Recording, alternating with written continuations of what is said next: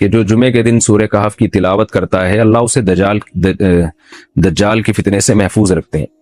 اس کی وجہ کیا ہے کہ دجال کے فتنے میں اور اس میں کیا مناسبت ہے، اس پہ علماء نے بہت کچھ کہا ہے، تو یقینی طور پر اس حکمت کو بیان نہیں کیا جا سکتا، لیکن بہرحال اس کے مضامین ایسے ہیں کہ انسان کو اس سے ایمان میں تقویت ملتی ہے۔ اور بڑی بات یہ ہے کہ رسول اللہ صلی اللہ علیہ وسلم نے جب کسی چیز کے بارے میں ہمیں بتا دیا تو پھر ہمیں اس کی حکمت سمجھ میں نہ بھی آئے تو ہمیں بس اس پر ایمان لانا چاہیے۔ تو دجال کے فتنے سے بچنے کے لیے اگر کوئی جمعے کے دن اس کا اہتمام کرتا ہے تو انشاءاللہ اس کو فائدہ ہوگا۔ دجال کے فتنے سے بچنے میں سرسری غور سے ایک بڑی حکمت یہ معلوم ہوتی ہے کہ اللہ تعالیٰ نے بڑے بڑے قدرت کے اپنے نمونے دنیا میں دکھائے ہیں، جیسے اس میں خضر علیہ السلام کا واقعہ آئے گا، اصحاب کہف کا واقعہ، ذوالقرنین کا واقعہ، کہ کیسی اللہ نے ان کے ہاتھوں پہ اپنی قدرت کو ظاہر کیا۔ تو یہ اللہ تعالیٰ کے مختلف کام ہیں، یاجوج ماجوج کا تذکرہ بھی آئے گا اس میں۔ تو اس میں ہمیں پتہ چلتا ہے کہ اللہ کی قدرتوں میں بہت بڑی بڑی قدرتیں، اللہ مخلوق سے بھی بعض دفعہ بڑے بڑے کام لے لیتے ہیں۔ تو دجال بھی اللہ کی ایک مخلوق ہوگا، تو وہ اگر بڑے بڑے محیر العقول کام دکھا رہا ہے تو یہ اس کی علامت نہیں ہوگی کہ یہ خدا ہے۔ جیسے ذوالقرنین سے اللہ نے بڑا کام لیا تو وہ خدا تھوڑی بن گئے، اور خضر علیہ السلام کے ذریعے اللہ نے مردے کو زندہ ایک جو ہے نا وہ دیوار کو سیدھا کروا دیا اور تختہ جڑوا دیا، اور کچھ انہوں نے اللہ کے بتانے سے غیب کی خبریں بتا دی، تو اس سے وہ خدا تو نہیں بن گئے۔ اور جو اس طرح اصحاب کہف کئی سو یعنی 300 سال تک غار میں سوتے رہے تو اس سے وہ خدا نہیں بن گئے۔ تو ایسے ہی دجال کے جب ہم محیر العقول واقعات دیکھیں گے تو یہ اس کی علامت نہیں ہے کہ یہ خدا ہے، بلکہ اللہ کی مخلوق ہے۔ تو اللہ تعالیٰ نے جیسے پچھلے پیغمبروں میں ایسے واقعات رونما ہوئے اور مقصد لوگوں کی آزمائش تھا، تو دجال بھی لوگوں کی آزمائش ہی کے لیے آئے گا۔ اور بہت ساری حکمتیں جو علماء نے بیان کی ہیں۔ اچھا، یہ جو جمعے کے دن سورہ کہف پڑھنے کی فضیلت ہے، تو یہ جمعے کی رات کو اگر کوئی پڑھ لے تو بھی یہ فضیلت حاصل ہو جائے گی، تو کیونکہ روایات میں جمعے کی رات کا بھی تذکرہ ملتا ہے اور جمعے کا بھی تذکرہ ملتا ہے۔ الحمدللہ الذی، تمام تعریفیں اس اللہ کے لیے ہیں، انزل علی عبدہ الکتاب، جس نے اپنے بندے پر کتاب کو نازل کیا، ولم یجعل لہ عوجا، اور اس کتاب میں اس نے کوئی کجی نہیں رکھی۔ یہ قرآن کا کمال ہے، آپ الحمد سے لے کے والناس تک پڑھیں، 2 اور 2 4 کی طرح اس کی آیتیں اور اس کے مضامین سمجھ میں آتے ہیں۔ قرآن کے علاوہ کوئی بھی مذہبی کتاب آپ پڑھ لینا تو آپ کو سمجھ میں نہیں آئے گی کہ یہ کیا کہا جا رہا ہے اس میں، اور وہ باتیں نیچر کو اپیل بھی نہیں کریں گی، اور انسان وسوسوں کا شکار ہو جائے گا اور مصیبت میں پڑ جائے گا۔ لیکن قرآن کے دعوے کتنے واضح ہیں، اور دعووں میں تناقض نہیں ہے۔ قرآن نے کہا خدا ایک ہے، ہر جگہ یہی کہا کہ ایک ہے۔ محمد صلی اللہ علیہ وسلم کو کہا کہ نبی ہیں، بشر ہیں نبی ہیں، تو بشریت کو ثابت کیا قرآن نے۔ جہاں نبی صلی اللہ علیہ وسلم سے اوٹ پٹانگ معجزوں کا مطالبہ کیا گیا تو بتا دیا گیا میں بشر ہوں۔ ایک ہی دعویٰ رہا ہے مسلسل شروع سے آخر تک، اور آخری نبی ہونے کا جب دعویٰ کیا گیا تو آخری ہی، یہ نہیں کہ پھر قرآن میں اشارے دے دیے ہوں کہ کوئی اور نبی بھی آئے گا۔ تو تناقض نہیں ہے قرآن میں، نماز کو فرض کیا تو نماز فرض ہے۔ تو یہ جتنے مضامین، پھر اخلاقیات کی جو تعلیم دی وہ تعلیم سیم ہے۔ تو یہ ہے کہ عوج نہیں ہے، بالکل نیچر کو اپیل کرنے والی 2 اور 2 4 کی طرح صاف ستھری باتیں ہیں قرآن مجید میں۔ یہ خود قرآن کا ایک بہت بڑا معجزہ ہے۔ آپ کبھی بھی کسی جھوٹے آدمی کو جب سنیں گے نا، اس کی باتوں میں ٹکراؤ بہت ہوگا۔ میں ایک دفعہ تحقیق کر رہا تھا، یہ منکرین حدیث جو ہیں جنہوں نے کہا دعویٰ کیا کہ حدیث حجت نہیں ہے، تو ہمارے شیخ حضرت مفتی رشید احمد صاحب رحمہ اللہ تعالی نے اصل الفتاوی کی 2 جلد میں ان کے خلاف بہت کچھ لکھا ہے۔ تو اس میں ایک بڑی دلچسپ بات یہ تھی کہ جب یہ منکرین حدیث کا جو بانی ہے نا، پرویز نام تھا اس کا، پورا نام اس وقت ذہن میں نہیں ہے، تو اس کی کتابوں سے حضرت نے تناقض نکالا۔ مفتی رشید احمد صاحب رحمۃ اللہ علیہ نے تناقض کیا نکالا؟ ایک جگہ لکھ رہا ہے کہ حدیث حجت نہیں ہے، دوسری جگہ لکھ رہا ہے کہ حدیث حجت تو ہے لیکن جن ذرائع سے ہم تک پہنچی وہ ذرائع حجت نہیں ہے، اور ایک جگہ لکھ رہا ہے کہ حدیث حجت بھی ہے لیکن صرف نبی صلی اللہ علیہ وسلم کے دور تک کے لیے حجت ہے، ہمیشہ کے لیے حجت نہیں ہے۔ تو ایسے کئی تناقض، تو اس میں حضرت نے لکھا کہ اس سے پتہ چلتا ہے کہ یہ بیچارہ خود اس کو پتہ نہیں ہے کہ یہ اس کا دعویٰ کیا ہے، یعنی اس سے صاف واضح ہوتا ہے کہ ان کا مقصد صرف اور صرف ہمیں اسلام سے ہٹانا ہے، اور حدیث کو مشکوک قرار دے کر، کیونکہ زیادہ تر جو قوانین ہمیں اسلام کے ملتے ہیں وہ تو قرآن میں بہت کم ملتے ہیں، وہ تو احادیث میں ملتے ہیں۔ قرآن تو زیادہ تر عقیدے کی بات کرتا ہے، آخرت کے تصور کو ہماری نظروں میں اجاگر کرتا ہے، اخلاقیات سکھاتا ہے، مسائل فقہی مسائل وہ تو زیادہ تر احادیث میں ہے، اسلامی قانون جسے ہم کہتے ہیں۔ تو مقصد اس کا یہ کہ اسلامی قانون سے کسی طرح لوگوں کو ہٹایا جائے. تو جیسے جس وقت بن پڑی وہ دعویٰ اس نے کر دیا. کبھی مجلس دیکھی کہ یار اس وقت یہ دعویٰ کرنا زیادہ مناسب ہے کہ حدیث حجت تو ہے لیکن جن ذرائع سے پہنچی وہ ذرائع قابل اعتماد نہیں ہے, تو وہاں اس نے یہ دعویٰ کر دیا.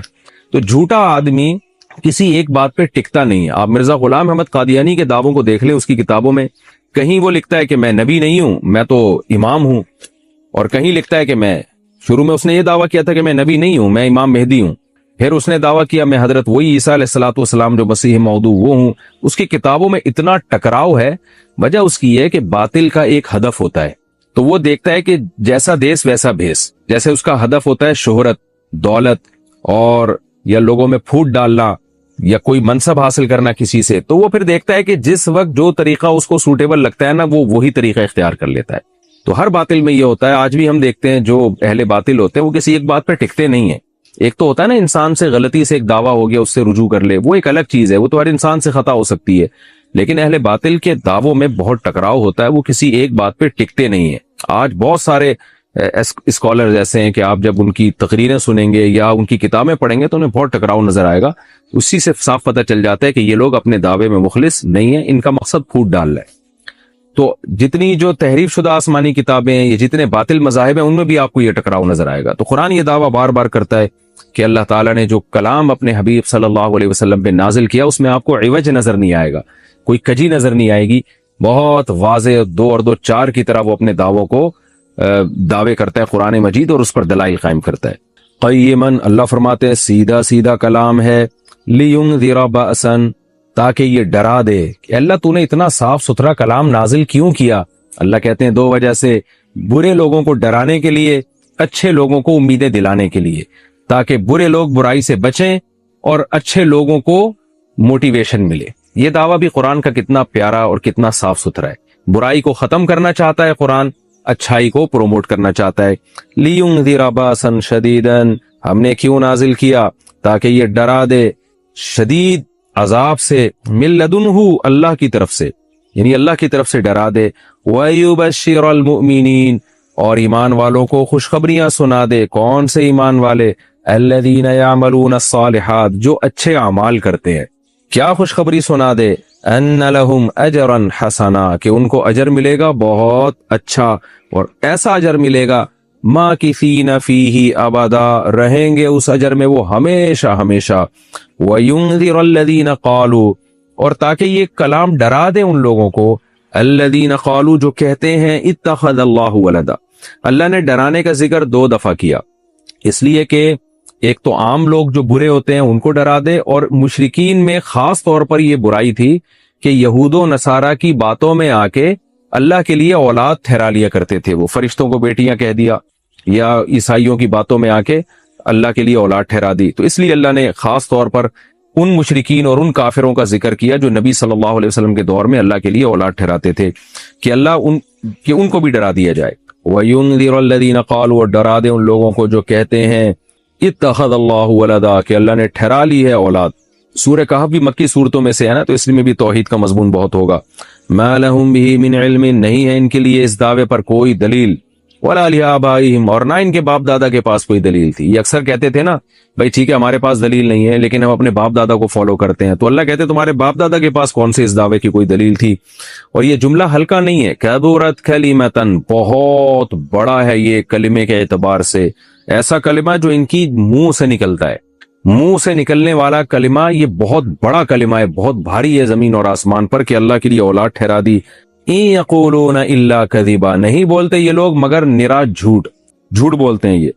فلعلک باخع نفسک علی آثارہم, اللہ تعالیٰ اپنے حبیب صلی اللہ علیہ وسلم کو تسلی دے رہے ہیں کہ اتنا سری جھوٹ بولتے ہیں اور آپ کی دعوت اتنی واضح ہے پھر بھی ایمان نہیں لاتے. تو اے نبی, کہیں ایسا نہ ہو کہ آپ غم میں اپنی جان ہی نہ ہلاک کر بیٹھیں, کیونکہ رسول اللہ صلی اللہ علیہ وسلم کا دل بہت گھٹتا تھا کہ اتنی واضح بات میں کر رہا ہوں, اتنا میرے دعوے میں اتنی کلیئرٹی ہے, اس کے باوجود یہ مانتے کیوں نہیں ہیں. کا میں نے کلپ سنا, وہ ورکشاپ بھی کرواتے ہیں, بڑے میچور ڈاکٹر ہیں اور کافی فیمس ہیں یوٹیوب پہ. وہ نفسیاتی ڈاکٹر سے کسی نے پوچھا دوسری شادی کے بارے میں, تو محترم فرمانے لگے کہ دوسری شادی میں انسان کو جھوٹ بولنا پڑتا ہے, اس کی بیوی کا اس پر سے اعتماد ختم ہو جاتا ہے, اور یہ ہو جاتا ہے اور وہ ہو جاتا ہے, یعنی غیر اخلاقی حرکت ہے. اور وہ جو باتیں بتائیں وہ واقعی صحیح تھی. ایسا ہوتا ہے کہ وہ ٹوپیاں کرائے گا, آج ادھر بیٹھا ہوا ہوں, ادھر بیٹھا ہوا ہوں, صحیح سچ بتائے گا تو پکڑا جائے گا نا, سچ بتائے گا تو بھائی پکڑا جائے گا. ٹھیک ہے نا, پٹے گا. تو وہ گھماتا رہتا ہے, ادھر بھی چائے پیے گا, دوسری بیوی کو بھی جا کے بتائے گا کہ میں تمہارے پاس چائے پینے کے لیے, آج سے پہلے میں نے کبھی چائے پی نہیں ہے, جب بھی پیتا ہوں تمہارے پاس پیتا ہوں. تو یہ ٹوپیاں اور یہ سب جھوٹ اور اعتماد ختم اور یہ سب بے پناہ نقصانات, اور اس سے بیوی ڈپریشن میں جاتی ہے, یہ ہوتا ہے وغیرہ وغیرہ. بالکل صحیح کہا. لیکن محترم یہ بھول رہے ہیں کہ جن عورتوں کو بندہ ہی نہیں مل رہا شادی کے لیے, وہ جو ڈپریشن میں جا رہی ہیں, ان کا آپ کے پاس حل کیا ہے؟ یعنی اس بندے کی ڈپریشن اور اس کی بیوی کی ڈپریشن کا تو خیال کیا جا رہا ہے. ان بیوہ, طلاق یافتہ, غریب لڑکیاں جو لاکھوں کی تعداد میں بیٹھی ہوئی ہیں, جن کو میاں نام کی کوئی چیز مل ہی نہیں رہی ہے, ان کی ڈپریشن پہ کوئی مقالہ نہیں ہے, کوئی تحقیق نہیں ہے, اور اس کا کوئی حل نہیں ہے. تو اس لیے کہتے ہیں کہ وحی کی تعلیمات کے بغیر جب انسان اپنی عقل سے سوچتا ہے نا تو ٹھوکریں کھاتا ہے. عقل وہ ہے جو قرآن کے تابع ہو. پھر آپ کو عقل ایسا خاندانی گائیڈ کرے گی نا, ایسے خاندانی راستہ بتائے گی جس کو قرآن نے مثالیں دی ہیں. اگر صرف قرآن ہے, عقل نہیں ہے, تو بھی گمراہ ہوگا انسان. کیونکہ عقل تو قرآن تو ایک روشنی ہے نا, چلنا تو خود ہے اس میں. قرآن زبردستی دھکا دے کے تھوڑی چلائے گا آپ کو. قرآن دیکھو, اللہ نے کیا پیاری مثال دی ہے قرآن میں. اللہ نور السماوات والارض, اللہ زمین آسمان کا نور ہے. کیا مطلب؟ جیسے نور سے روشنی ہوتی ہے نا, اندھیروں میں ہمیں نور سے راستے نظر آتے ہیں, ایسا ہی ہوتا ہے نا. ارے آپ ایک جنگل میں کھڑے ہوئے ہیں, گھپ اندھیرا ہے, منزل ملے گی آپ کو؟ پتہ چلے گا کہاں کھائی ہے, کہاں پانی ہے, کہاں پل ہے, کہاں شیر ہے, کہاں چیتا ہے, کہاں راستہ ہے؟ کچھ بھی سمجھ نہیں آئے گا. تو ایسے میں آپ کو کیا چاہیے ہوتا ہے؟ نور, روشنی. روشنی آپ کو چلا نہیں دیتی, روشنی دکھا دیتی ہے. روشنی کیا کرتی ہے؟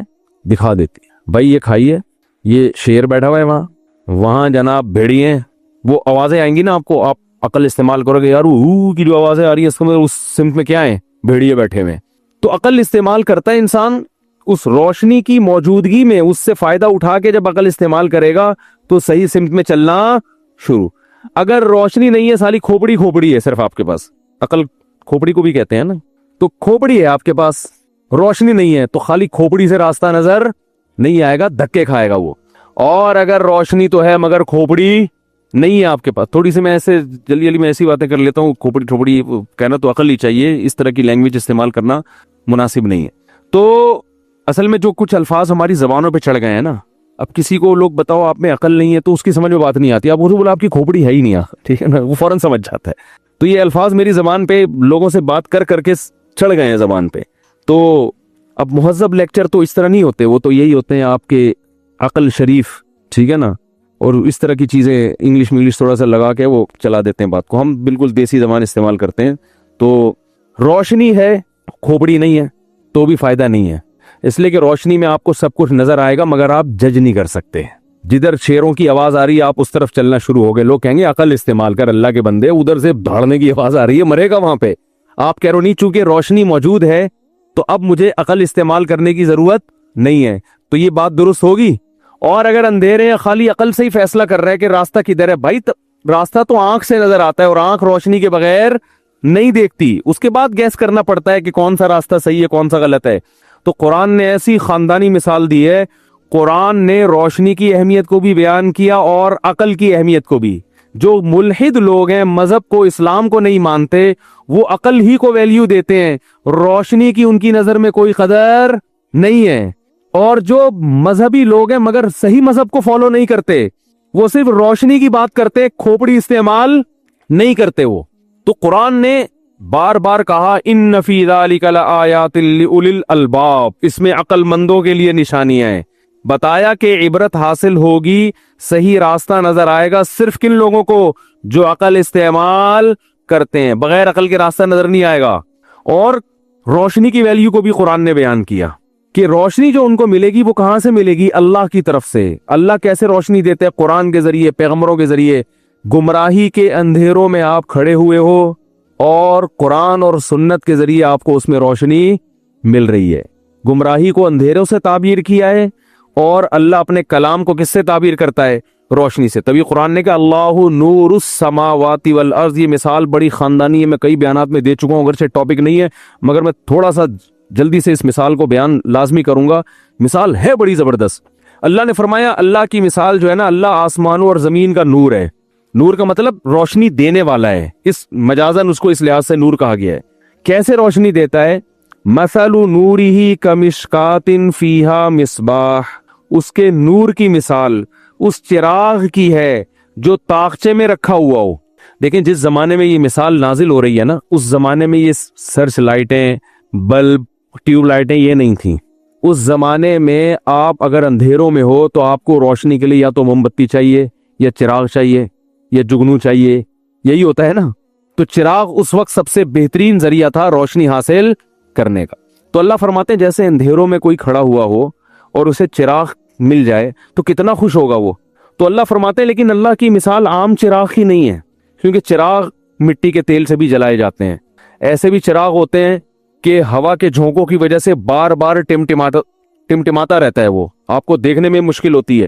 پھر اس کی چراغ کی روشنی میں جو آگ جلتی ہے اس میں دھواں بھی ہوتا ہے، اس سے بھی انسان ڈسٹرب ہوتا ہے، بدبو آتی ہے اس دھوئیں کی۔ سمجھ میں نہیں آ رہی میرا خیال ہے بات؟ پھر چراغ میں آپ نے بہت اچھا تیل بھی ڈال دیا، یعنی اچھا کا مطلب مٹی کا تیل یا پیٹرول ڈال دیا آپ نے اس میں، تو اس میں اس بات کا خطرہ موجود ہوتا ہے یہ کوالٹی وائز اچھا نہ ہو۔ جیسے پراٹھے جو ہوٹلوں کے ہم صبح کھاتے ہیں، اب وہ گھی بھی ہے تو پتہ نہیں کہاں سے گھی لیا ہے ٹھیک ہے نا۔ میں تو سوچ رہا ہوں دیسی گھی کے ڈبے اپنی جیب میں لے کے جایا کروں۔ ہوٹل والے سے بولے یار اس میں تو مجھے پراٹھا بنا کے دے دے، تو اپنے ساتھ لے جایا کرو ساری چیزیں۔ آج کل کوئی بھروسہ نہیں ہے یار، یہ کیا گھی، کون سا قسم کا گھی ہے، کیا کھلا رہے ہیں۔ خیر، تو اللہ فرماتے ہیں کہ میں جو ہدایت دیتا ہوں نا، تو اس کی مثال جو قرآن ہے اس کی مثال ایسے ہے جیسے آپ ایک اندھیرے جنگل میں کھڑے ہو، کوئی روشنی کا انتظام نہیں ہے، لیکن اس میں ایک ایسا چراغ مل گیا تو مثل نورہ کمشکات، اللہ فرماتے ہیں میرے نور کی مثال ایک طاقچے کی طرح ہے۔ کیونکہ جب دیوار میں طاقچے ہوتے ہیں نا، اس میں جو چراغ ہوتا ہے ہوا سے بچتا ہے، وہ چاروں طرف سے ہوا کے جھونکے اسے بجھاتے نہیں ہیں، اس کی روشنی کو کم نہیں کرتے، بار بار ڈم نہیں کرتے، تو ایک محفوظ جگہ پہ ہے۔ فیہا مصباح، جس میں چراغ رکھا ہوا ہے، المصباح فی زجاجہ، اور وہ چراغ بھی ایک خوبصورت شیشے کے برتن میں ہے، کیونکہ جو آئینہ ہے نا شیشہ، وہ اور روشنی کو ریفلیکٹ کرتا ہے اور پھیلاتا ہے، وہ روشنی کو چمکاتا ہے۔ اور الزجاجۃ کأنہا کوکب دری، جس شیشے میں وہ چراغ رکھا ہوا ہے ایسا خاندانی شیشہ ہے جیسے چمکتا ہوا موتی۔ جو ہیرا ہے نا، ہیرا، اس میں کیسی لائٹیں نکلتی ہیں، یعنی دیکھنے میں بڑا خوبصورت اٹریکٹیو ہوتا ہے۔ ہر چراغ اس قابل نہیں ہوتا کہ انسان کا دل اس کی طرف مائل ہو۔ اور فرمایا کہ یوخذ من شجرۃ مبارکۃ، اسے جلایا جاتا ہے ایک ایسے درخت سے جو برکت والا درخت ہے، اس میں اپنی فائدے ہیں۔ اس برکت والے درخت کا نام ہے زیتونۃ، زیتون کا درخت ہے، لا شرقیۃ ولا غربیہ، اور زیتون کا بھی ناقص تیل نہیں ہے۔ زیتون کا وہ درخت جو بالکل سیدھا پروان چڑھا ہو، جس پہ بھرپور طرح سے دھوپ لگی ہو، نہ مشرق کی طرف اور نہ مغرب کی طرف جھکا ہوا ہو، کیونکہ پودا جب سیدھا جاتا ہے نا تو دھوپ بھرپور لگتی ہے اس کو، اور اس میں تیل بہت اچھی کوالٹی کا پیدا ہوتا ہے۔ اور اللہ فرماتے ہیں کہ ایسا حساس تیل ہے، ایسا روشنی کو پکڑتا ہے کہ یکاد زیتھا یضیء ولو لم تمسسہ نار، ابھی آگ اس کے قریب نہیں گئی اور آگ کو پکڑ لیتا ہے وہ۔ تو ایسا جو سینسیٹیو قسم کا تیل ہوتا ہے نا، اس کی روشنی بہت ہوتی ہے۔ تو اللہ نے مثال دی زیتون کی، کیونکہ زیتون کے تیل میں دھواں نہیں ہوتا، بدبو نہیں ہوتی، آگ ہوتی ہے مگر آگ میں جو بدبو اور یہ سب چیزیں نہیں ہوتی ہیں، اور اس کی روشنی میں چمک بہت خوبصورت ہوتی ہے، یعنی وہ خود ایک اچھا لگ رہا ہوتا ہے، بڑی شفاف روشنی کو پھیلاتا ہے وہ۔ آگے اللہ نے کیا فرمایا، نور علی نور، اور ایسا چراغ ہے، اتنی تیز روشنی ہے کہ تمہیں ایسا لگے گا روشنی کے اوپر روشنی کی تہ چڑھائی ہوئی ہے کسی نے۔ کیا خاندانی بلاغت ہے یار، کیا مثال ہے۔ آگے اللہ نے فرمایا اللہ نے تو یہ روشنی پیدا کر دی، عقل مند لوگ اس روشنی کے تحت اپنی عقل کو استعمال کر کے چل رہے ہیں، لیکن آگے اللہ نے فرمایا وَمَن لَّمْ يَجْعَلِ اللَّهُ لَهُ نُورًا فَمَا لَهُ مِن نُور، کچھ بدبخت ایسے بھی ہیں کہ ایسی خوبصورت روشنی کے باوجود اللہ نے ان کے لیے روشنی پیدا نہیں کی، ان کی بدعمالیوں کی وجہ سے ان کو اندھا کر دیا ہے کہ وہ ایسے چراغ سے بھی فائدہ نہیں اٹھاتے۔ کیا خاندانی مثال ہے یار۔ اور آگے اس سے پہلے فرمایا یہدی اللہ لنورہ من یشاء، جس کو چاہتا ہے اس روشنی کی طرف اللہ ہدایت دے دیتا ہے، اور ظاہر ہے اسی کو چاہتا ہے جو خود بھی چاہتا ہو، جس کے دل میں انابت ہو۔ تو اللہ فرماتے ہیں کہ جس کے دل میں انابت ہوتی ہے، جس کے دل میں جو چاہتا ہے کہ مجھے روشنی ملے، تو اللہ اس کو ہدایت دے دیتا ہے اس روشنی کی طرف۔ اس کی مثال ایسے جیسے اندھیرے میں चंद आदमी खड़े हुए और भटक रहे हो कि यार कदम रखना कहाँ है, आगे घाई खाई तो नहीं, आगे गीदड़ तो नहीं बैठा हुआ, आगे कोई शिकारी तो नहीं है, गोली तो नहीं मार देगा, भटक रहे हो, कुछ नजर ना आ रहा हो, उनमें एक हो जो वाकई चाहता हो कि मुझे रोशनी मिल जाए और उसकी हकीकत में जुस्तजू शुरू कर दे। वो कहे यार रास्ता छोड़ो, पहले रोशनी तलाश करो। अरे यार क्या दूं, कैसे मिसाल समझाऊं, मिसालों पे मिसालें आती रहती हैं। देखो 10 आदमी है जंगल में, ख्वाहिश तो हर एक की होगी कि रास्ता मिले, क्या ख्याल है? ख्वाहिश तो कि भाई भटकने को कौन पसंद करता है, लेकिन एक इस ख्वाहिश को पूरा करने का प्रॉपर तरीका इस्तेमाल कर रहा है और एक इधर उधर पांव और हाथ मार रहा है अपनी अकल इस्तेमाल करके। तो प्रॉपर तरीका क्या है कि भाई इस अंधेरे में जितने भी हाथ पांव चलाओ कुछ भी नजर नहीं आएगा, गिरोगे। ये अकल का यहाँ मौका ही नहीं है अकल इस्तेमाल करने का। यहाँ सबसे पहले हमें चिराग चाहिए, रोशनी चाहिए, तभी अंधेरे में सबसे पहले कहते यार किसी के पास लाइटर है, किसी के पास मोबाइल में टॉर्च है, ये होता है ना। आप कहीं जंगल में अकेले रह गए, 2-4 लोग आपके साथ और फंस गए, कहीं अंधेरा हो गया, तो सबसे पहला सवाल हो भाई किसी के पास लाइट है, टॉर्च है, ये होगा? या ये होगा कि यार थोड़ो खोपड़ी इस्तेमाल करो? असल अकल होती है, अकल से सब कुछ समझ में आता है। और भाई अकल ही खुद कह रही है कि यहाँ पहले रोशनी का इंतजाम हो, फिर खोपड़ी इस्तेमाल करना, उसके बाद मशवरा करेंगे कहाँ जाना है, पहले तो रोशनी तो करो। हजरत मूसा अलैहिस्सलाम जब अपनी ज़ौजा को लेकर मदियन से मिस्र की तरफ आ रहे थे तो रास्ते में रास्ता भूल गए, तो अपनी ज़ौजा से क्या कहा? अपनी ज़ौजा से कहा, वो क्या कुरान के बड़े प्यारे अल्फाज हैं वो, कि फलम्मा वसार बि अहलिही आनस मिन जानिबि तूरी नारा क़ाल लि अहलिहिम कुसू। अपनी ज़ौजा से फरमाया यहाँ ठहरो, इन्नी आनस्तु नारा, मुझे कहीं आग नजर आ रही है, इन्नी आनस्तु नारा, मुझे आग नजर आ रही है, मैं जाके या तो अक्तबिसु, उससे शोला लेकर आऊंगा, औ अजीदु अलन नारी हुदा, यानी उससे रोशनी हमें मिलेगी, या वहीं हो सकता है आग होती है तो वहां लोग भी होते हैं, वहीं हमें कोई गाइडेंस मिल जाए, रास्ता पता चल जाए कि कहाँ जाना है हमने। तो इंसान जब अंधेरों में होता है तो सबसे पहले क्या तलाश करता है? बोलो, बोलने पर गवर्नमेंट ने पाबंदी लगी, रोशनी तलाश करता है, रोशनी। तो कुरान के अल्फाज हैं कि यहदिल्लाहु लिनूरिही, वहां मैं मिसाल दे रहा था। अब 10 आदमी हैं, तो 10 आदमी जो है ना वो अंधेरे में भटक गए और मशवरा हो रहा है क्या करना चाहिए। 5 उनमें से कह रहे हैं कि बस चलो, अकल इस्तेमाल करो, खोपड़ी इस्तेमाल करो और चलना शुरू करो। वो 5 कह रहे हैं कि यार ये बेवकूफ़ी वाला काम है, हमें सबसे पहले रोशनी की फिक्र करनी चाहिए। तो अल्लाह ने कुरान में क्या फरमाया कि जो चाहता है ना रास्ता तलाश करने की सही सिमत में चलना चाहता है, कि रास्ता जो भी चाहता है उसको पहले रोशनी का इंतजाम चाहिए। तो जो रोशनी की तलाश में होता है, यहदिल्लाहु लिनूरिही, अल्लाह उसे उस रोशनी की तरफ रहनुमाई कर देता है, क्योंकि हिदायत की रोशनी है ना, कोई हकीकी चिराग थोड़ी है। अरे जंगल में 10 आदमी फंस गए, 5 आदमी कह रहे हैं अपनी खोपड़ी इस्तेमाल करेंगे, 5 कह रहे हैं नहीं भाई रोशनी। एक अक्लमंद कहता है कि मैं 10 को टार्च नहीं दूंगा, जो रोशनी मांगेगा उसको टार्च दूंगा। तो अक्लमंदी का तकाजा यही है ना कि यार जो रोशनी मांग रहा है उसको दे दो। टार्च टोटल 5 हैं, 10 है नहीं, तो भाई जो टार्च मांग रहा है उसको टार्च दे दो, जो नहीं मांग रहा उसको ऐसे ही रहने दो। बात आ रही है समझ में कि नहीं आ रही है? तो अल्लाह ने भी महदूद लोगों को जन्नत में लेके जाना है। दुनिया में तो सबको मिलेगा, जन्नत महदूद, जहन्नम में भी कुछ जाएंगे, कुछ कहाँ जाएंगे, जन्नत में भी, तो सबको हिदायत मिलेगी नहीं। तो अल्लाह का उसूल है कि जो गुमराही के अंधेरों में हो, तो जो उसमें रोशनी मांगेगा और चाहेगा कि मुझे रोशनी मिले, अल्लाह उसको उस चिराग की तरफ जिसको कुरान कहा जाता है, जिसको अल्लाह का कलाम कहा जाता है, उसकी तरफ अल्लाह उसको उसकी रहनुमाई करेगा। जैसे आप टार्च खुद तो तकसीम नहीं कर रहे, लेकिन आपने देखा 5 आदमी चाह रहे हैं कि मुझे रोशनी मिले, तो आप बता दें यार छप्पड़ में वहां नीचे रखी हुई है, रोशनी का इंतजाम है, आप उसको गाइड करेंगे। तो जो गैर मुस्लिम चाहता है कि मुझे इन रास्तों में सही रोशनी मिले, गाइडेंस मिले, जो चाहता है, तो अल्लाह फरमाते हैं हम उसके दिल में कुरान की सदाकत डाल देते हैं, कुरान की तरफ ले आते हैं हम उसको। जो नहीं चाहता वो कहते नहीं अकल ही फैसला करेगी, तो अल्लाह उसे अंधेरों में छोड़ देते हैं। तो वमल्लम फरमाया यहदिल्लाहु लिनूरिही मन यशा, अल्लाह इस नूर की तरफ जिसकी चाहता है रहनुमाई, जिसको चाहता है रहनुमाई कर देता है।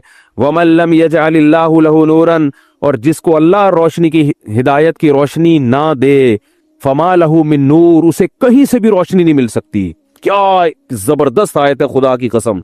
ऐसे ऐसे इतराजात और इश्कालात रफा कर रही है ना ये, कि अगर ये एक आयत समझ में आ जाए आपको इस्लाम समझ में आ जाएगा और आपको पता चलेगा कि इस्लाम इंसानियत के लिए कितनी बड़ी नेमत और कितनी बड़ी रहमत है। इसके बगैर आप अंधेरों में हैं।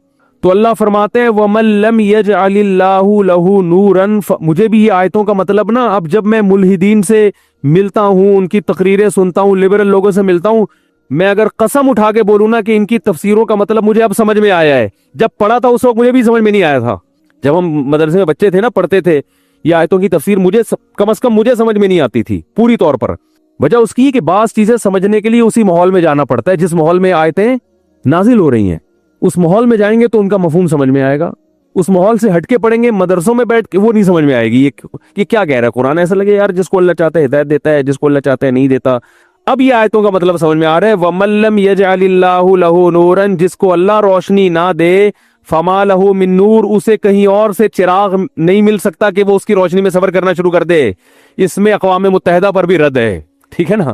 بعض لوگ سمجھتے ہیں یونائٹڈ نیشن ہمیں صحیح گائیڈ کرے گی، انسان کو انسانیت کا راستہ یونائٹڈ نیشن دکھائے گی، بعض کہتے ہیں امریکہ والے دکھائیں گے، بعض کہتے ہیں جاپان کے سائنسدان ایک نمبر ہوتے ہیں، ان سے پوچھو لائف کیسے گزارنی ہے، بعض کہتے ہیں یار برٹش نے بڑی ترقی کی ہے، برطانیہ نے، گوروں سے پوچھو لائف کیسے گزارنی ہے، صحیح کیا ہے غلط کیا ہے۔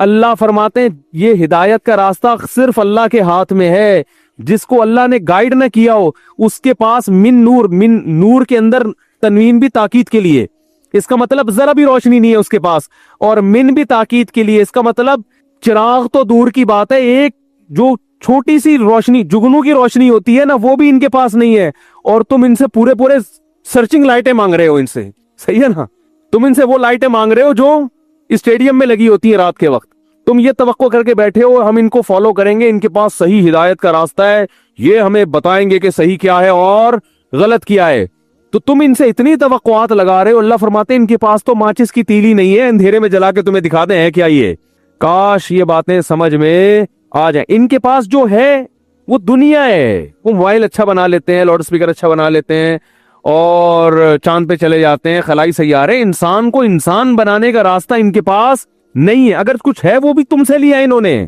وہ بھی پیغمبروں کی تعلیمات ہیں ان کے پاس، جو پرانی تعلیمات مسخ ہو کے کچھ اس کے آثار باقی بچے ہوئے ہیں۔ میں سمجھا پا رہا ہوں اپنی بات کی نہیں سمجھ میں آ رہی؟ تو اللہ فرماتے ہیں وَمَن لَّمْ يَجْعَلِ اللَّهُ لَهُ نُورًا، جس کے لیے اللہ روشنی پیدا نہ کرے، فَمَا لَهُ النور ہوتا تو اس کا مطلب ہوتا اس کے لیے روشنی نہیں ہے، فَمَا لَهُ نُورٌ ہوتا اس کا مطلب اس کے لیے سرے سے کوئی روشنی ہے ہی نہیں، فَمَا لَهُ مِن نُورٍ کا مطلب ہے سرے سے کوئی روشنی کا تصور ہی ممکن نہیں ہے، اتنی سی بھی روشنی نہیں ہے جو جگنو کے پاس ہوتی ہے، تھوڑا بہت راستہ جگنو بھی دکھا دیتا ہے، ماچس کی تیلی جلا کے بھی تھوڑا سا سمجھ میں آ جاتا ہے یار ادھر ٹرن کرنا ہے، ادھر ٹرن نہیں کرنا۔ اللہ فرماتے ہیں ان کے پاس یہ بھی نہیں ہے، اور ہم امیدیں لگا کے بیٹھے ہیں کہ گورا ہمیں بتائے گا کہ شادی ہم نے کس عمر میں کرنی ہے، بچے کتنے پیدا کرنے ہیں، اور زندگی کا مقصد کیا ہے، اور ہومو سیکس کو جیسے انہوں نے حلال کر دیا، لوگ اس پہ بھی انہی کے حوالے دیتے ہیں نا کہ اس میں برائی کیا ہے، اور خاندانی نظام کی ایسی کی بولو بھائی ایسی کی تیسی کر دی، بس جو چند چیزیں اخلاقیات ان کے ہاں ہیں اسی کو سب کچھ سمجھا جاتا ہے، اس لیے کہ وہ سمجھتے ہیں تھینک یو سے بات کرنے کو وہ اچھا سمجھتے ہیں، تو ہم کہتے ہیں یار تھینک یو سے بات کرنا بہت ثواب ہے، کیونکہ گورا تھینک یو سے بات شروع کرتا ہے تھینک یو پہ ختم کرتا ہے، تو ٹھیک ہے یہ اچھی بات ہے، مسکرا کے بات کرنی چاہیے، تھینک یو وینک یو شروع میں جتنے مرضی لگائیں، ہر تھینک یو پہ 10 نیکیاں ملیں گی آپ کو انشاءاللہ۔ نبی نے فرمایا کسی سے مسکرا کے بات کرنا کیا ہے، صدقہ ہے، تو مسکرانے میں تھینک یو بھی داخل ہے نا، مسکرانے کا مقصد تو تھینک یو کہنے سے حاصل ہو جاتا ہے، کائنڈلی کہنے سے حاصل ہو جاتا ہے، کائنڈلی آپ ذرا یہاں بیٹھ جائیں، ہمارے آگے دھکا دے گا وہ ادھر آؤ، تیرے کو پتہ نہیں کس کی جگہ یہ، وہ آئے گا تھوڑا کائنڈلی آپ، یہ تو اچھے اخلاق پر تو یہ تو قرآن بھی اپریشیٹ کرتا ہے اس کو۔ تو ہدایت میں تو سب سے پہلے یہ ہے کہ آپ نے جانا کہاں ہے، جب آپ جنگل میں کھڑے ہوتے ہو نا تو آپ کو روشنی چاہیے ہوتی ہے، اس لیے نہیں کہ یہ بتائے کہ آپ نے جانا کہاں ہے، یہ تو پہلے سے پتا ہوتا ہے جانا کہاں ہے۔ اللہ چاہتے ہیں کہ میرے سامنے بھکاری بن کے بیٹھا کرو، سیٹھ بن کے، کہ اللہ ویسے تو ایسا مسئلہ ہے کہ کچھ ضرورت ہی نہیں ہے، ہاں شکر کے طور پہ تو یہ کہو کہ کچھ ضرورت نہیں ہے، لیکن یہ کہو کہ اللہ تو نے مجھے ہر نعمت دی ہے، مگر میں کم بخت نالائق کمزور اتنا ہوں کہ جب تک مزید نعمتیں مجھے نہ ملے، مجھے یہ میری نالائقی ہے، مجھے اور چاہیے، تاکہ ناشکری بھی نہ ہو نا۔ اے اللہ تو نے مجھے بہت نوازا ہے، تیری نعمتوں کے سمندر میں ڈوبا ہوا ہوں، مگر ہوں بھکاری تیرے در کا، مستغنی نہیں ہوں، مجھے اور چاہیے، کیونکہ میں بڑا نالائق ہوں، میں تھوڑی سی بھی ٹینشن میں مجھ سے برداشت بولو نہیں ہوتی، ساری چاہتیں دے دے بس تو۔ حدیث میں آتا ہے اللہ سے یوں دعا نہ مانگو کہ اللہ اگر تو چاہتا ہے تو میری حاجت پوری کرتے، نہیں چاہتا تو رہنے دے، یہ نہیں مانگ، کیونکہ اللہ کو پہ زبردستی تو کوئی بھی نہیں کر سکتا۔ تو ہم نے تو بھکاری بن کے اللہ کو دکھانا ہے کہ اللہ میری تو کام تو نے کرنا ہے. ایوب علیہ السلام جب بیمار ہوئے نا تو ان پہ جب شفا ملی ہے تو سونے کی ٹڈیاں کی بارش ہوئی ہے, تو وہ فوراً جمع کرنے لگے کہ ایک بھی ٹڈی رہ نہ جائے, سونے کے نا اتنے وہ. تو اللہ نے کہا کہ اے ایوب تو پیغمبر ہے, میں تو تجھے اس سے مستغنی کیا, تجھے مال دیا, تو ایک بھی نہیں چھوڑ رہا. تو ایوب علیہ السلام نے کہا اللہ میں تیری رحمت سے مستغنی بولو نہیں, بہت دیا ہے لیکن اگر تو مزید دے رہا تو اور چاہیے. یہ ایسا ہی ہے جیسے آپ کے کوئی بڑے ہوں اور وہ آپ کو ہدیے میں 5,000 گفٹ کریں, آپ کہیں یار میری تنخواہ 50,000 ہے, یہ 5,000 رکھو, مجھے ان ٹکڑوں کی ضرورت نہیں ہے, اس کو غصہ آئے گا نا. وہ تو بھائی 5,000 کیا 5 روپے بھی دے رہا ہے, آپ ایسے دونوں ہاتھوں سے لوگے, تمیز سے آنکھوں پہ لگاؤ گے, حضرت بہت نوازے, بڑی قیمتی چیز ہے, ایسے کہو گے نا. تو ایوب علیہ السلام پہ سونے کی ٹڈیوں کی بارش ہوئی, ایوب علیہ السلام نے ایک بھی نہیں چھوڑی. صحیح ہے نا, ایک بھی نہیں چھوڑ. موسیٰ علیہ السلام نے جب دونوں لڑکیوں کو پانی پلایا نا کنویں پہ, تو پانی پلانے سے تو نیت اللہ کی رضا تھی, کوئی مفاد بولو نہیں تھا, لیکن دل میں ایک بات پیدا ہوئی کہ بھئی میں مسافر ہوں, نہ میرے کھانے کا انتظام, نہ پینے کا انتظام, نہ کوئی ٹھکانہ, تو شاید ہی اپنے ابا کو جا کے کہیں کہ ایک بندے نے ہماری خدمت کی ہے, شاید وہ کچھ پیسے دے دے مجھے, شاید وہ کچھ کھانا وانا کھلا دیں. تو ان سے تو نہیں کہا, مخلوق کے سامنے ہاتھ نہیں پھیلایا, کیونکہ پھر یہ خدمت نہیں ہوئی نا, یہ تو مفاد ہو گئے. دل میں جب خیال آیا تو اللہ سے کیا کہا کہ اللہ ان سے امیدیں نہیں ہیں مگر تجھ سے امیدیں ہیں, اور اگر ان کے دل میں کوئی ایسی بات آتی اور مجھے کچھ اجرت مل جائے تو میں تیری رحمت سے مستغنی نہیں ہوں. ربی انی لما انزلت الی من خیر فقیر. درخت کے نیچے کھڑے ہو کر دعا مانگ رہے ہیں, اللہ اگر تو نے میرے ساتھ کسی بھلائی کا ارادہ کیا ہے تو یہ آپشن ضائع نہ ہونے دینا, کر لے وہ بھلائی, میں فقیر ہوں, محتاج ہوں. یہ نہیں کہہ رہے کہ اللہ میں نے تو ان کو پلایا پانی تیری رضا کے لیے, اب ایسا نہ ہو کہ ان کے دل میں پیسے ویسے دینے کی بات آ جائے اور یہ مجھے گھر لے جائے اور ٹھکانہ مل جائے, یہ میں تو ایسے ہی زندگی گزاروں گا ننگے پاؤں اور تھکا ہوا, اور ایسے ہی میں عادی ہوں ان چیزوں کا, تو مجھے اور آزما, میں دیکھ میں ابھی مزید بھوکا رہ کے دکھاؤں گا, 6 دن اور بھوکا رہ کے دکھاؤں گا تیرے لیے. یہ اسٹائل اللہ کو پسند بولتے کیوں نہیں ہے, تواضع پسند ہے. اللہ مخلوق کے سامنے نہیں مگر تیرا محتاج. اللہ کو آپ کی ادا اتنی پسند آئی, اللہ نے کہا موسیٰ صرف روٹی پانی کا انتظام نہیں ہوگا, شادی کا انتظام کرا دوں گا میں تیری, ہے نا, کیونکہ اجنبی آدمی کو بیوی بھی تو چاہیے نا ایسے علاقے میں. اللہ نے ایسے خاندانی جگہوں پہ حضرت موسیٰ کی شادی کرا دی اور پوری پراپر جاب کا انتظام ہو گیا, بکریاں چراؤ یہی کھانا پینا آپ کا. 10 سال کے بعد بیوی کو لے کے جانا, فرعون بھول بھلیاں ہو چکا ہوگا, وہ اللہ نے پھر جاتے ہی فرعون کے پاس ہی بھیج دیا ڈائریکٹ, ٹھیک ہے نا. تو مستغنی نہیں ہونا ہے, سمجھ رہے ہو, اللہ سے کیا کرنا ہے, بھکاری بن کے مانگنا ہے. تو اللہ تیری نعمتیں بہت ہیں مگر اور چاہیے. تو کیا بات چل رہی تھی, ہاں لیکن جو مقدر میں ہو اس پہ راضی رہنا ہے. مل جائیں نعمتیں ٹھیک ہے, نہیں ملیں بھائی اللہ کی یہی مرضی ہے. تو اللہ کی یہ چاہت ہے, اللہ کی یہ خواہش ہے کہ میرے در کے بھکاری بن کے. دیکھو جلدی افطار کا حکم کیوں ہے ہمیں پتہ ہے, اللہ کی خاطر ہم بھوکے پیاسے رہتے ہیں. غروب آفتاب کے بعد اللہ کی طرف سے اب بھوکا پیاسا رہنے کا حکم نہیں ہے. اب افطار میں جلدی کا حکم کیوں ہے؟ اب فنٹر مت بنو کہ اللہ تو نے حکم دیا تھا 14 گھنٹے کے روزے کا, تو کیا سمجھتا ہے ایسے 14 میں تو 18 کا رکھ کے دکھاؤں گا. سورج غروب ہو گیا, سائرن بج رہا ہے, اب میں 4 گھنٹے اور بھوکا رہوں گا. یہ عبدیت کے خلاف, یہ غلاموں کا یہ کام نہیں ہوتا, بھکاریوں کا یہ کام نہیں ہوتا. بھکاری کیا کرے گا, پہلے سے پکوڑے بنانا شروع کر دے گا وہ, ٹھیک ہے نا, بیوی سے اثر کے بعد اس کو ٹینشن دینا شروع کر دے گا, بیگم افطاری کا ٹائم ہونے میں آدھا گھنٹہ رہ گیا, 1 سیکنڈ بھی تاخیر ہوئی نا تو اچھا نہیں ہوگا. یہ ادا اللہ کو پسند ہے. بھائی اللہ ہم تو بھوک پیاس ہم سے برداشت نہیں ہو رہی, بھوک تو سب کو لگ رہی ہوتی ہے, نہیں لگ رہی اس کا مطلب پیٹ خراب ہے آپ کا, بھوک لگ رہی ہوتی افطاری کے وقت میں. تو اللہ نے حکم دیا, نبی نے حکم دیا, دسترخوان پہ آگے بیٹھ جاؤ تمیز سے, ٹھیک ہے نا, بیٹھ جاؤ, انتظار کرو, اللہ کی نعمتیں رکھی ہوئی ہیں. جیسے ہی سورج غروب ہونے کے اعلان کا فوراً کھانا شروع کر دو, یہ بتانے کے لیے کہ ہم فنٹر نہیں ہیں, ہم تو محتاج ہے بھائی. اس لیے حکم دیا سحری بھی کرو, بغیر سحری کے روزہ رکھو گے مشکل ہو جائے گا. تو یہ فنٹر گیری اللہ کو پسند نہیں ہے. جتنا حکم دیا بس اتنا کرو, اس سے زیادہ فنٹر بننے کی کوشش نہیں کرو. بعض لوگ ایسے فنٹر بن رہے ہوتے ہیں, ایکچولی ہم تو افطاری میں صرف ایک کھجور کھاتے ہیں اور ہمیں تو میں کہتا ہوں آپ کو یہ تکلف کی ضرورت کیا ہے, کھجور کا کیا خیال ہے, آپ کو اس نیمبو چٹا دیا کریں گے ہم آپ کو تھوڑا سا, اتنا کافی ہے. بعض لوگ ایسے مجاہدے کروا رہے ہوتے ہیں نا, میں کہتا ہوں بھائی ہم تو کھاتے ہیں تمیز سے یار, ہاں غلط چیزیں نہ کھائیں, مزہ آتا ہے خدا کی قسم, ہر لقمے پہ مزہ آتا ہے, ایسا رگیں تر ہوتی ہیں. ہمارے نبی کیا دعا مانگتے تھے افطاری کے بعد, ذهب الظما, پیاس چلی گئی, وابتلت العروق, رگیں تر ہو گئیں. یہ مزے الگ. وثبت الاجر انشاء اللہ, اور اللہ نے چاہا تو روزے کا اجر بھی اعمال میں لکھ دیا گیا. ایک بہت بڑی نیکی ہمارے میزان کے ترازو میں لا کے اللہ نے ڈال دی ہے. حضرت حکیم اختر صاحب رحمہ اللہ تعالیٰ فرمایا کرتے تھے, جب عید کا چاند نظر آیا کرے نا تو رونا دھونا نہیں کیا کرو, ہائے ہائے ہائے رمضان چلا گیا, ہائے ہائے ہائے ہائے رمضان یہ ہو گیا. اللہ خوشی دلا رہا ہے کہ بھائی ایک مہینے کی ٹینشن تھی, ختم ہو گئی, اب کھاؤ پیو موج مستی کرو, اب کھاؤ پیو, یہ اللہ نے ثواب لکھ دیا تو خوش ہو جاؤ. حکیم اختر صاحب فرماتے تھے اعتکاف کی رات جب چاند نظر آئے نا, اعتکاف ختم ہو, خوشی خوشی گھر جایا کرو. بہت فنٹر بن رہے ہوتے ہیں. ایک صاحب مجھے کہنے لگے ایک روزہ کھا گئے وہ, میں نے کہا رکھ لے تو بھائی ایک روزہ, اگر کھا گئے تو کل رکھ لے دوبارہ, تجھے کس نے منع کیا, عید کے بعد ایک رکھ لینا, نہ رکھ رہے ہیں بس ایسی بات. چاند نظر آئے بھائی خوشی. ہاں ایک رمضان سے ایک محبت ہو جاتی ہے, اس کی وجہ سے اگر لاشعوری طور پہ رونا آ رہا ہے وہ تو اچھی بات ہے, وہ تو ایمان کی علامت. لیکن بیٹھ کے پروگرام ہو رہا ہوتا ہے بعض لوگوں کا رونے کا, ہائے یہ کہ ڈائلگ چل رہے ہوتے ہیں, تو ہائے ہوئے کرنے کی ضرورت نہیں ہے. خوشی کا دن ہے بھائی, خوشی مناؤ. جب اللہ نے کہا روزہ رکھو, دیکھو کیسی تراویح شارٹ ہوتی ہے نا.